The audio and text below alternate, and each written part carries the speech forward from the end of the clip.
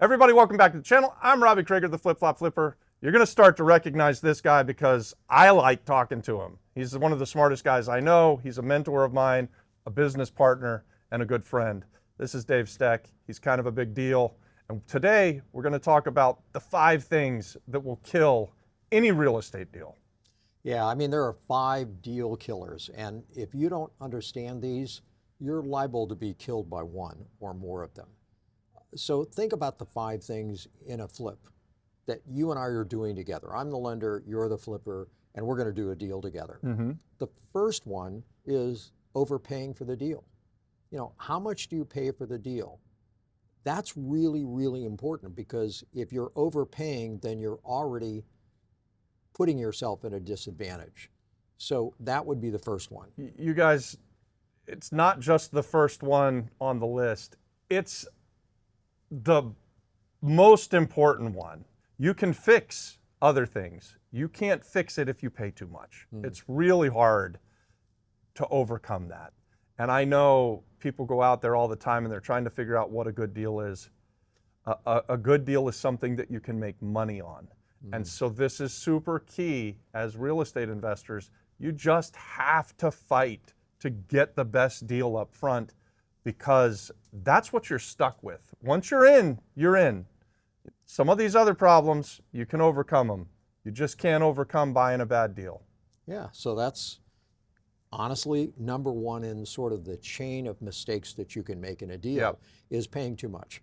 The second one is taking too long to rehab the property, because time becomes your enemy.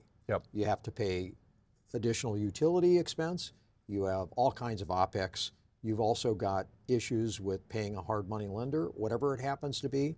If a deal takes too long and you pay too much for it, you've got 2 things stacked against you at the very beginning before you get to the other 3 deal killers. You're probably losing money if you've paid too much and then it takes too long, but you could also buy it right and not attack it. So we talk about massive imperfect action all of the time.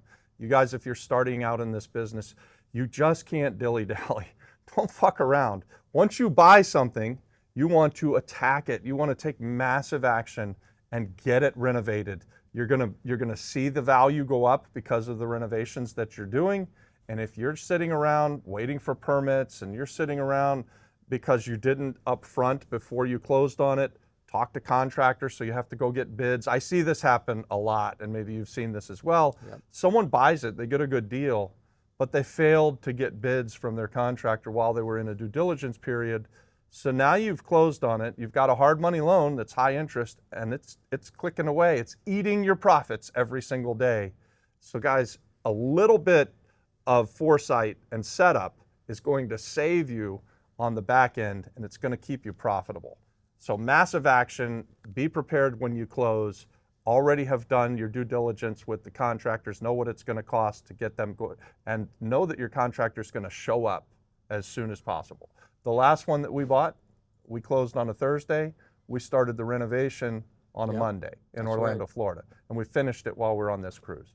So we attacked it, right? We just went for it, but we had them ready to go. We knew what it was going to cost before we bought it, and so now we're in really good shape. We bought it well. We've got it renovated. Guys, we're probably going to do pretty well on this deal. So far, we're 2 for 2. We're doing well. Yeah, and think about what you just said, because it leads to the 3rd deal killer. You overpay for the rehab. Oh, yeah. Right? Imagine if you pay too much at the beginning, and then it takes too long to rehab it. But then it's not uncommon, if it takes too long, or even if you weren't doing your homework, you end up paying too much for the rehab. Now you're really swimming upstream, because you've got 2 or 3 things of the 5 deal killers that are all working against you. So you're now at the point when you make 2 mistakes like that, that this isn't going to be a profitable deal. That you may be coming to escrow on the resale and writing a check instead of getting a check. And that's not what you're supposed to do as a real estate investor. So what I've seen is when things take too long, it almost always costs you more money as well. So, and you would say, but I'm going to do the work myself. I have a brother-in-law. No, I have a brother-in-law. he's very handy. He can do all of the work himself, but he'll take a job that he could pay someone else to do in 3 months, and he'll do it by himself to save that money and take 3 years. Tell me if you think that's a profitable way. That's not a good model. No, it's not a good model. And I'm constantly saying, hire someone to do this stuff. I know you could do it, but don't save the money. Get it done fast, because time is money. Yeah, remember when we were a flipper, we were doing up to 3 homes a day. We were buying them at the auction. The person you just described, your brother-in-law, I have did 2 of them exactly the same, by the way. 1 in 3 years, Yeah. when I'm buying 3 per day. Yeah, How crazy exactly. is that? I mean, how do you scale a once every 3-year business model? Doesn't work very well. The 4th deal killer, and this is an important one, is it takes too long to sell. So you list it, and of course everyone wants to get the highest price. So you list it maybe more aggressively than you thought, and that's fine when it's at the right time in the market. Right now, it is much better to be aggressive in your pricing and get in, get out, profit, move on. So many people find themselves in a position where they list it and it goes a month and they drop price by 1% just to keep it active at the top, right? Yep. And then they drop it another month later. Well, your cost of capital is probably 1% a month at least, so you're not even keeping pace with that. So selling it, the period of time that it takes to sell it, you got to get out of that thing. Yeah, and we have 2 different ways that we price properties. If we're in a market that's going up, we're going to price it at the top of the market and hopefully catch the top of the market. If we're in a market that's flat or going down, we're going to price it just below everybody else. So if we're looking at, on the flip that we're doing in Orlando, Florida, a market that's probably going down a little bit, right? We are not going to try to set the market right now. We're going to say, hey, everything's selling there for between 350 and 400. We're going to be closer to 350. Maybe we're going to even price it at 325 or 330 because we want to sell it fast. If it was a market going up, we'd be at 400 for sure. And then we are aggressive with price drops in either scenario. If we put it on the market and it doesn't move, we're not waiting months to make a price drop. And when you make a price drop, especially in a falling market, you got to drop it pretty significantly. You want people to look at it and go, that's the one I need to buy if I'm in that market for that neighborhood. And what do you want as a flipper? You want multiple offers. Yes. Right? So if you price it too aggressively, you'll barely get 1 offer, let alone getting 2 offers. Right. But if you can get multiple offers, you'll end up getting to the price that you wanted by pricing it a little bit less to attract enough people who want your deal. That's right. And then it's a matter of negotiation. So that, to me, is the 4th deal killer. And then the 5th one is estimating value incorrectly. You talk about buying it being the most important, at least in your experience. Yeah. In my experience, it's been not getting ARV right. Because ARV is the highest of all the numbers in your capital stack, right?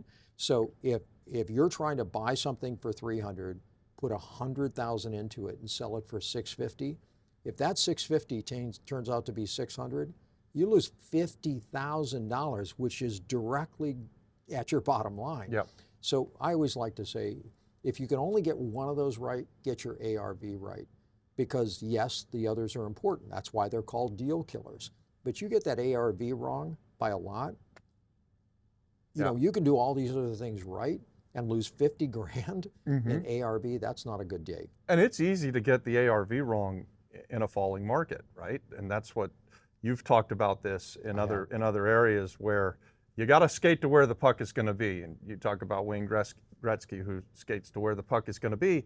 When you're in a falling market, don't try to, just don't try to be at the top of the market, even if that was what things were selling for a year ago. They're no longer selling there, so you have to have that ARV correct. Yeah, and so as you're listening to this and you're thinking about making the right moves, each one of those 5 deal killers is so critical. Make sure that you buy it right. Make sure that you don't exceed your rehab budget. Make sure you don't exceed your rehab time frame. make sure that you sell it quickly and make sure that you sell it for the price that you expect it to. If you do those 5 things right, you're going to make 3 types of money. Tell us. Obscene, ungodly, and embarrassing. So that doesn't suck. It's And just you and I are fun to gonna do even that. hear you talk about obscene, ungodly, and embarrassing money. These are the kind of monies we all want to make. Absolutely. You guys, if you like this conversation, this is a series. So watch this one. I'll put it in the pinned comment, and you can check that out. And we've got one more coming up as well. Obviously, give the thing a like, and we'll see you on the next one.